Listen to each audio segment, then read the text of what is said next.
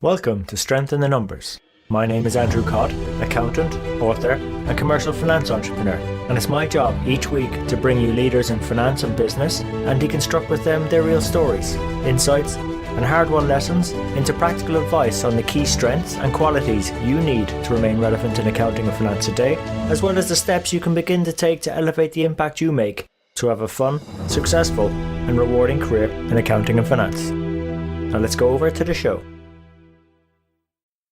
Hi, everybody. Welcome to the Strength of the Numbers show. My name is Wei Chien Yoong, a global finance and risk management professional. I'll be your co-host today, together with Andrew, and we are very excited to bring you our guest mentor, Shruti Kapoor, a well-rounded finance professional that has worked on operational finance and different advisory roles and lives across the world. And she's currently based in Paris. Shruti, you and I know each other for a while, but it'd be great for you to share with our audience a little bit yourself and the journey that you've been on, and how do you get to Paris at this point? Thanks, Wei Chien. I was remembering that we met on our first day of work, so it was a great way to kind of think about this journey. So two years of audit, then about 5-7 years of consultancy, and then the last 12, 13 years have been just different business partnering roles. And I think that's where it's kind of clicked for me, you know, that's what fascinates me. You know, of all these different roles that you play and different places in London that you're living in the past as well, if there is a particular moment or two that really stand out, and what will that be as you look back on your career? Well, I think the best moments for me have been in the hardest sort of geographies. So, you know, it's too early for me to tell about Paris, but London was definitely not a hardship posting. But I think places like China, you know, Indonesia, Vietnam, Philippines, India, even for someone like myself that comes from an Indian background, because I haven't grown up there.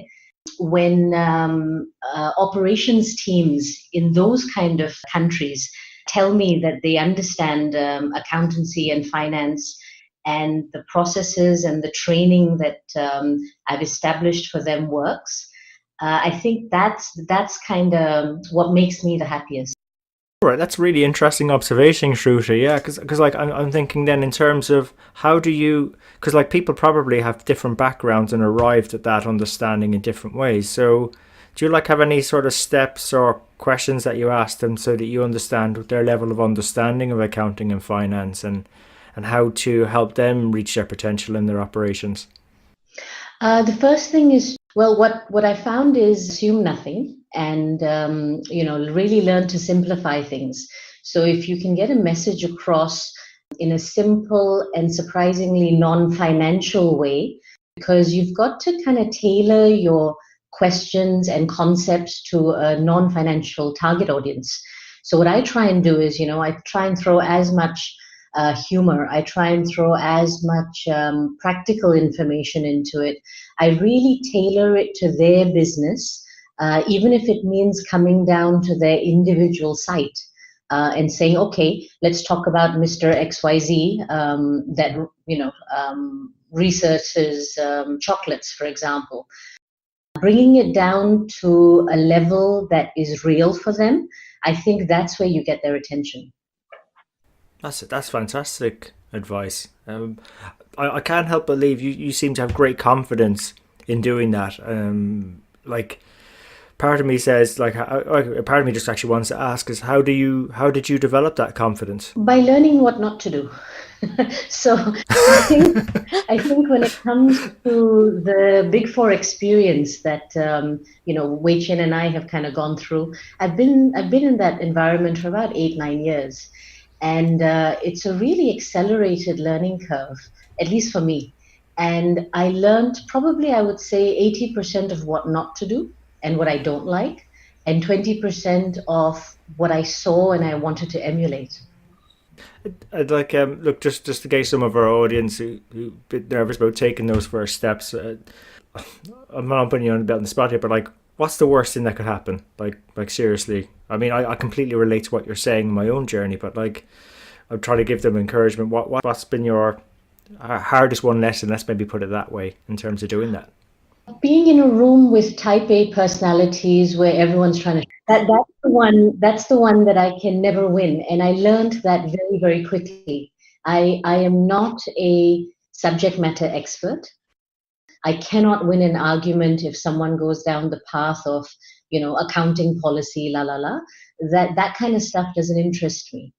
And the moment that we go down that path, then I kind of lose interest, and then this kind of confidence that you're hearing really gets shaken up. That in the consultancy environments, that level of show off, honestly, that's what used to get me a bit shaky. Shruti, on the point that you talked about confidence and 80-20, I think you bring out a very important attribute and quality of a good finance business partner. Because it's not about all the technical jargons and stuff like that. It's the ability to connect with the stakeholders and relate insights that you have derived from all the work or analysis that you've done. How do you see that capability kind of supporting or helping you right now in your current role? So my current role is all about bringing process, technology, and people together. And we're kind of building the future in the business of, new ways of working. And that's why, when I mention about keeping things simple, keeping things relatable, that's where it comes in handy. So, I actually got some really good advice kind of in the middle of my career, where a very senior finance member had told me that meetings are not about a time to show off. Meetings are about a time to get alignment and to find solutions. So that's really stuck with me, because I'm not interested in being the cleverest person in the room. I'm kind of interested in being seen as the person that helps to find a business solution. That was a great bit of advice, Shruti. I would say it reminded me very much of something similar someone said to me. Actually, those people that remain quiet and aren't the ones showing off can be really dangerous in terms of the questions they can ask, because they're observing and taking it all in. And I think that provides opportunity for a lot more value. I kind of feel that I'd actually, for all this, I'd actually love to go into, you didn't really mention it on your career journey, but when we were speaking previously, you used to disc jockey on for an airline, I believe, or on a plane. Do you mind going into that a bit more for us?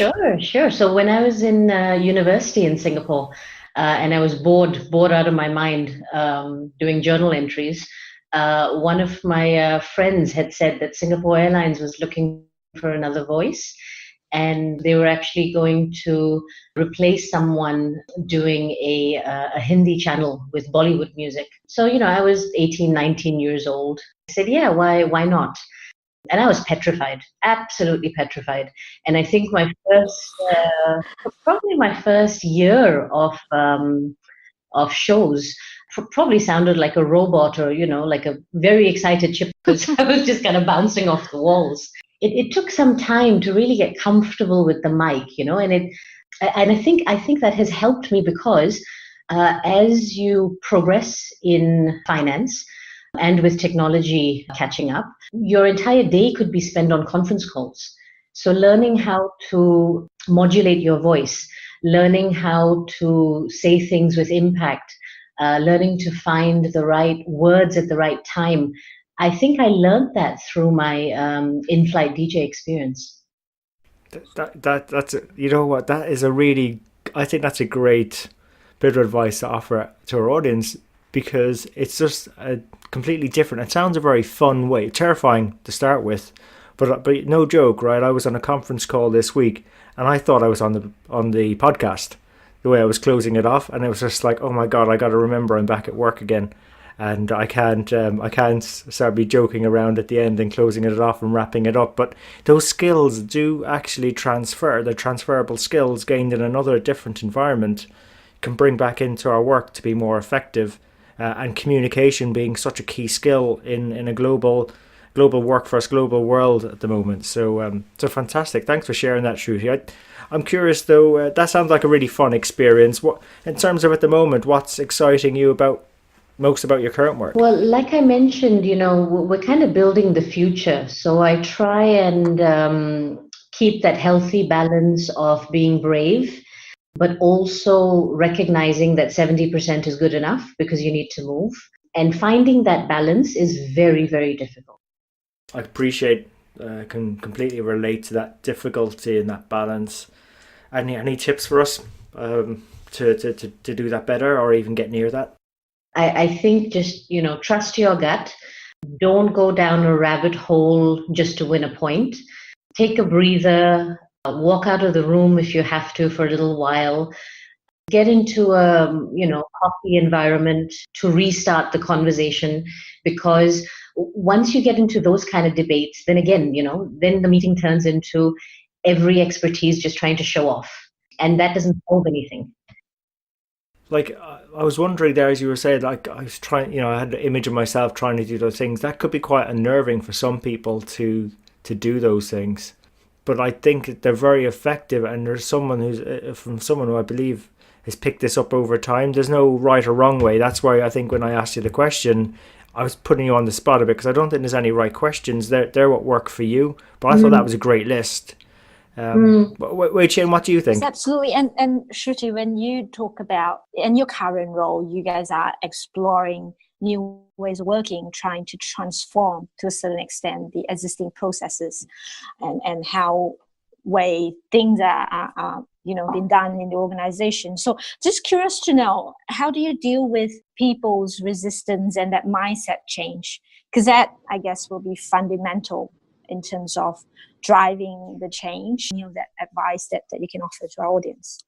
I start by building trust, and that trust has to come in by picking up the phone, going over and talking to someone, being very careful with what words you use when you send that first email.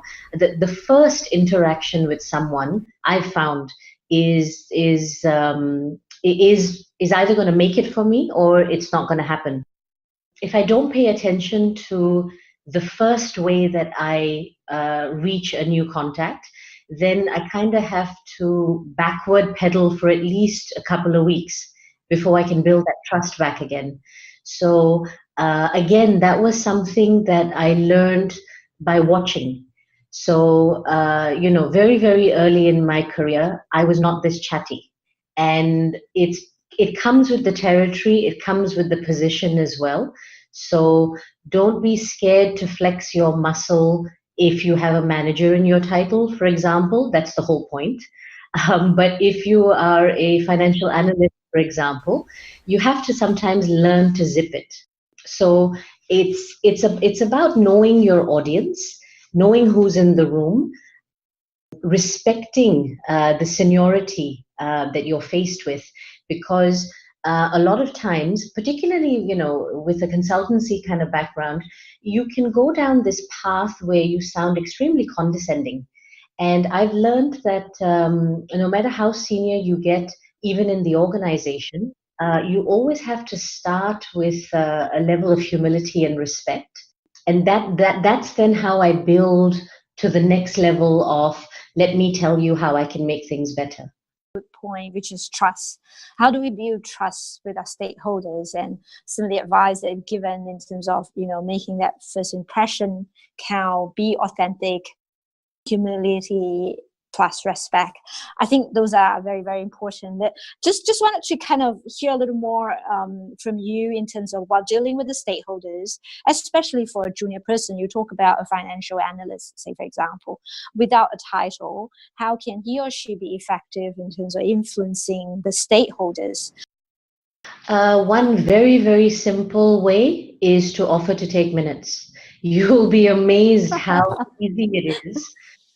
Where people instinctively will trust you if it's your words that they're reading at the end of a meeting, because that's what they will remember. That was a great answer, by the way, Shruti. I have to say that was awesome. I wouldn't even thought of that, but no, it's funny because that's exactly what I just probably accidentally did, and what I would even probably add into that I worked at a company as a head of finance. And I actually sat next to the company secretary, who was professional at minute taking, and she showed me a really good methodology. So I just started using that. But what a great suggestion. I think that's a cracker. And it's not that difficult task, and it forces us to listen and observe and flesh out the actions. And, you know, one of the most best questions I've seen in meetings is those who are clarifying the actions or the next steps. Okay, so, you know, who's taking that action, what's involved, and by when? And those questions, they will really build towards being a successful finance professional wherever you go in your career, because that's ultimately businesses are a load of activities that have to happen to drive sustained profitable growth. So, you know, minute taking is a very powerful way of learning about a business, who's saying what, and being seen to drive action. So great recommendation. Thanks, Shruti. I have another one, by the way. Again, it was one of my direct managers, and this was after, I think, a couple of weeks where there was pin drop silence from me in meetings, because I was, you know, really listening and trying not to sound like a moron. And he told me a very good piece of advice. He said, "Look, Shruti, if you don't say anything, people assume that you're not listening. So if you have nothing to say and you genuinely don't understand what's happening in the meeting, just say, 'Can I clarify something?' And then just pick up on what somebody has said and just try and repeat it to say, 'Was my understanding correct?' That's all you need to do. And trust me, it works. Even when you've zoned off for a little while, you know, everyone has good days and bad days. If you've kind of switched off for 15, 20 minutes, you want to come back into the meeting, that's a very good way of getting back into the conversation." I agree, especially for an Asian. When we sit in a meeting, a lot of the time Asian being a little more reserved. We tend to be a little quieter. Not that we don't understand, it's just we do tend to be a little more conservative when we wanted to say something with a lot of people around. But that is a very useful piece of advice. Kind of leading to that, as in, you know, you being an Asian woman right now working in an environment that is, you know, that is predominantly European. Not that you haven't, but right now is again back to Paris. What are some of the commonality that you see versus different perspectives that you bring in that adds to the overall team dynamic and, you know, leading to innovation and creativity in problem solving? That one is a tough one because, first of all, to be fair, Europe is used to diversity. So it's not a region where I'm coming in and trying to bring in a new, you know, perspective. They're kind of used to it, so that really helps. I think what I've found is because I'm a minority in my own country, I'm used to being the odd one out. So I'm comfortable in that space. And so what I always do, and I do this at home as well, you know, that this is not specific to Europe, is that, again, finding the commonality is key. And a lot of times the easiest way is just to connect on business principles, business concepts. So that's one way of keeping it technical and slightly more reserved, which works with an Asian sort of culture and personality. If you're brave enough to try and venture into more personal conversations, a great common ground is food. And again, you know, you will be amazed the number of people that can spend hours and hours talking about food, and it doesn't matter which region they come from. I know that that's such an easy thing in Asia to talk about. The Europeans and the Americans love it too. I guess in terms of the differences that I bring, so number one, especially in a physical meeting, I am a visual representation of diversity. So whether I like it or not, again, I stand out. So I think that just forces people to kind of sit up differently. You know, body language is different. Now, again, trying to be comfortable in that space and not take it personally is something that I would recommend, because people are not uncomfortable with you in the room, but you just have to accept the fact that you look different. I never thought about it like that, Shruti. So thank you for going into that for us. I was wondering if we could step it up a couple of gears and fire some questions at you. What's been the best bit of advice you've ever received? As an Asian, I think one of the things we strive for is perfection. It's in our DNA. We can't help it. That gets exasperated with going through a consultancy experience. I really had to be told, at close to my breaking point, I would say, I had to be told in the consultancy environment that 70% is good enough. Perfecting a role or perfecting a task is not wanted or even asked for. And honestly, you're not making anyone happy apart from yourself. You've been, traveling and busy in the last little while, but if there will be one so-called reading that you recommend or two to our readers. I'm an avid reader, Wei Chien, and unfortunately, I prefer to read fiction. So my recommendation would be a book called A River Sutra, and it's fascinating to me because it's about people attempting perfection and how that would never really be successful because human traits at the end of the day prevail. So that particular book has really left a mark on me. And it's short stories, so it's a very, very easy read as well. I like it. Well, it definitely works well for quite a lot of our busy audience. What will be one or two of the most important for an accounting and finance professional? Now, that's the first part of the question. And then looking into the future, what will that two attributes or quality looks like for us to remain relevant into the future? I think the accountancy umbrella versus the finance umbrella are two different beasts. So we really have to be crystal clear that if you're in an accountancy sort of job, then you have to make sure that you build accurate, sustainable databases. And if you're in finance, then it's about respecting those databases that exist and using them to link in flexible reporting. Because I think what we find a lot is that there's a lot of frustration in accountancy versus finance people. And I'm not even bringing the business into this, yeah? This is two people in the same family fighting with each other because one is constantly trying to talk about, accurate, sustainable data points versus the other one is constantly saying, but my business needs flexibility. So I think both people need to step into each other's arena and really work together because this is what business partnering is all about. That collaboration definitely is critical. So how are you seeing that collaboration at this point and looking into the future? How much more so-called emphasis will you place on that collaboration for the whole profession to stay relevant? So I think we're really lucky because finance is already seen like the right hand of any business decision, yeah. And now we really don't need to fight that battle on a daily basis to be invited into the room. So we are automatically brought to the table, and in fact, we are given a very important seat on that table. I think the trick is to find an industry that actually interests you as a finance person because you're being invited. You are being invited to step in and sit down.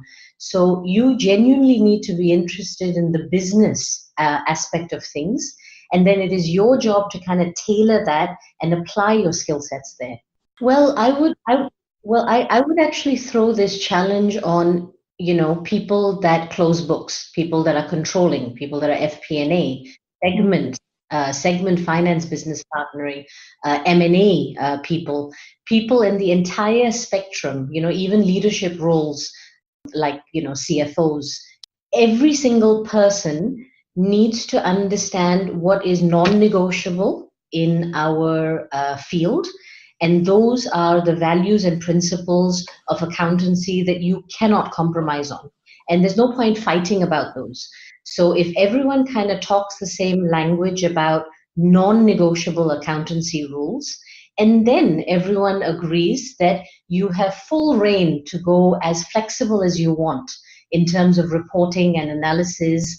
I think then there would be fewer battles in the meeting room. No, thanks for that. And I suppose before we wrap up, any other parting thoughts for audience? I think for me, what has worked for me is to learn to accept and not fight the business values and decisions that are made. Is sitting in that gray space of being miserable and not agreeing with why your company is either being too ruthless with cost cutting or your company being too slow and inefficient by allowing people that are inept in their jobs to continue doing what they're doing. Being in that gray space is very, very negative. It's extremely demoralizing. So, learning to accept it or saying, sorry, this genuinely doesn't work with me and I just need to go.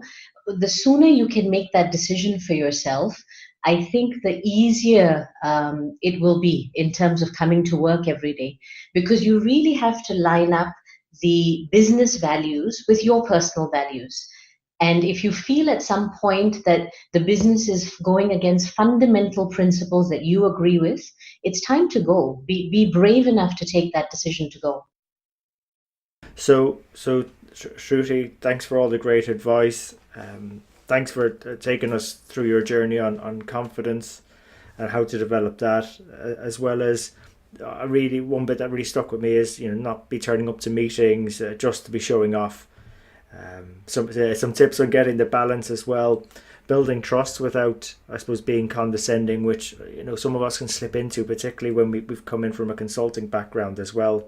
I love the Take the Minutes idea. That was fantastic.